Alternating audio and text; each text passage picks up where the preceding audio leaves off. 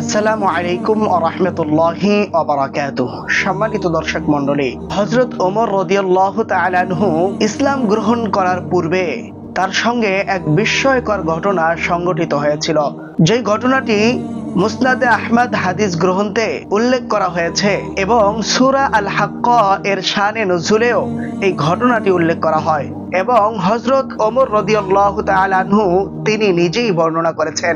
তিনি বলেন, আমি ইসলাম গ্রহণের পূর্বে যখন রাসূলুল্লাহ সাল্লাল্লাহু আলাইহি ওয়াসাল্লাম মক্কা ইসলাম প্রচার শুরু করেছে প্রকাশ্যে, তখন অনেকেই নবীজির বিরোধিতা করত।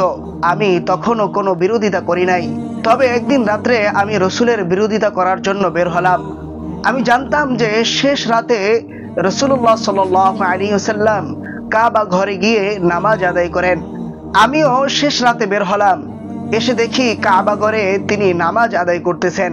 আমি এবার সুযোগ পাইলাম যে আমি এখন রাসূলুল্লাহ সাল্লাল্লাহু আলাইহি ওয়াসাল্লামের বিরোধিতা করব, তাকে কোনো না কোনো ভাবে আমি কষ্ট দিব। তিনি বলেন, আমি যখন এই উদ্দেশ্যে তার নিকট গেলাম, গিয়ে দেখছি নামাজ আদায় করতেছেন আর পবিত্র কোরআনের সূরাতুল হাক্কা তেলাওয়াত করছেন।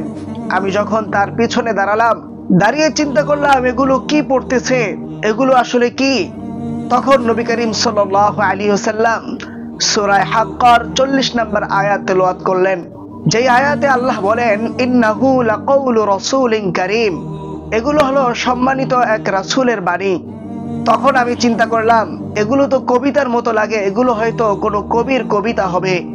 আমি যখন এই চিন্তা করলাম তখন দেখলাম রাসূল তেলাওয়াত করতেছেন পরবর্তী আয়াত, ওয়ামা হুয়া বিকাউলি শাইর কলিলাম মা তুমিনুন।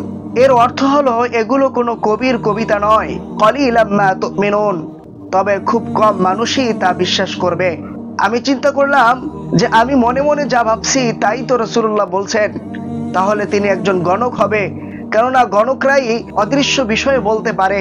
অতএব এটা যদি কবির কবিতা না হয় তাহলে এটা জাদুবিদ্যা হবে, গণনা বিদ্যা হবে। আমি যখন মনে মনে এই ধারণা করলাম তখন রাসূল সাল্লাল্লাহু আলাইহি ওয়াসাল্লাম তেলাওয়াত করলেন, ওয়ামা হুয়া বিকাউলি কাহিন কলিলাম মা তাযাক্কারুন। এটা কোনো গণকের গণক বিদ্যাও নয়, কলিলাম মা তাযাক্কারুন, তবে তোমরা খুবই কম চিন্তা ভাবনা করে থাকো। আমি আশ্চর্য হলাম, আমার মনে মনে যা বলি তা কেমনে রাসূল সাল্লাল্লাহু আলাইহি ওয়াসাল্লাম বলে দিচ্ছেন? যদি এটা কবির কবিতাও না হয়, যদি এটা গণক বিদ্যাও না হয়, তাহলে এটা কি হবে? তখন দেখলাম রাসূল সাল্লাল্লাহু আলাইহি ওয়াসাল্লাম তার পরবর্তী আয়াত তেলাওয়াত করছেন, তানজিলুম মির রাব্বিল আলামিন। এটা হলো সমগ্র জগতের প্রতিপালক মহান রব্বুল আলামিনের নাজিলকৃত কিতাব। তখন আমি আশ্চর্যান্বিত হলাম, হায়, আমি মনে মনে যা ভাবছি তা কিভাবে রাসূলুল্লাহ সাল্লাল্লাহু আলাইহি ওয়াসাল্লাম তেলাওয়াত করছেন নামাজে।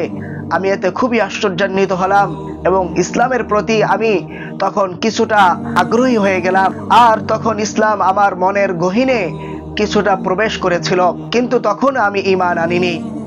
হযরত ওমর রাদিয়াল্লাহু তাআলা আনহু এই ঘটনার যখন সম্মুখীন হলেন তখন তার অন্তরে ইসলামের প্রতি একটি ভালোবাসা, একটি আকর্ষণ জাগ্রত হয়েছিল। যদিও তখন তিনি ইসলাম গ্রহণ করেন নাই, তবে তার ইসলাম গ্রহণ হয়েছিল তার বোন যখন ইসলাম গ্রহণ করছিল। তিনি এক বিস্ময়কর ঘটনার মধ্য দিয়ে তিনিও মুসলমান হয়ে গিয়েছেন।